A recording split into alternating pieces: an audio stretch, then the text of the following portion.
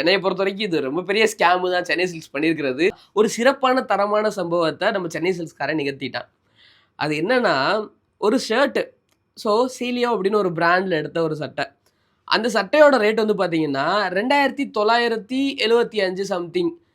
ஓகேங்களா? இன்னைக்கு எடுத்து பார்க்கும்போது, அந்த டேக்க பின்னாடி திருப்பி பார்த்தா, அந்த சீலியோ கம்பெனிக்காரனே ரூ. 2780க்கு வித்துருக்கான். இவன் அதுலேருந்து ரூ. 200 லாபம் வச்சு 2970ன்னு விக்கிறான். இது எந்த வகையில நியாயம்னு எனக்கு தெரியல. டேய்! எனக்கு சத்தியமா அன்னைக்கு நான் பார்க்கவே இல்ல, கவனிக்கவே இல்ல. இன்னைக்கு தான் எடுத்து வச்சுட்டு இருக்கும்போது பார்த்தீங்கன்னா, ஏன்னா இந்த வட்டம் தல தீபாவளி வேற. அதனால எடுத்து வச்சுட்டு இருக்கும்போது பார்த்தீங்கன்னா, ரூ. 200 லாபம் வச்சு விக்கிற சரி. அத பழைய பிரைஸ் டாக்க கிழிச்சாவது போட வேண்டியது தானடா! அதையும் வச்சு இது எந்த அளவு ஃபேர்ன்னு எனக்கு தெரியல. எத்தன பேர் இந்த மாரி ஃபீல் பண்ணியிருக்கீங்க அப்படின்றத கீழ கமெண்ட்ஸ்ல லீவ் பண்ணுங்க.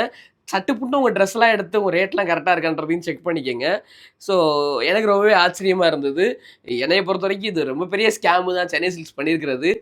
200 ஆட்டைய போட்டீங்களேடா அப்படின்னு தான் இருந்துச்சு. ஸோ இதுதான் உங்கள்ட்ட சொல்லணும்னு நெனச்சேன். அதேபோல நாளைக்கு தீபாவளி. எல்லாருக்கும் ஹேப்பி தீபாவளி. இந்த மாதிரி ஸ்கேம் நிறைந்த உலகத்துல தான் வாழ்ந்துகிட்டு இருக்கோம்.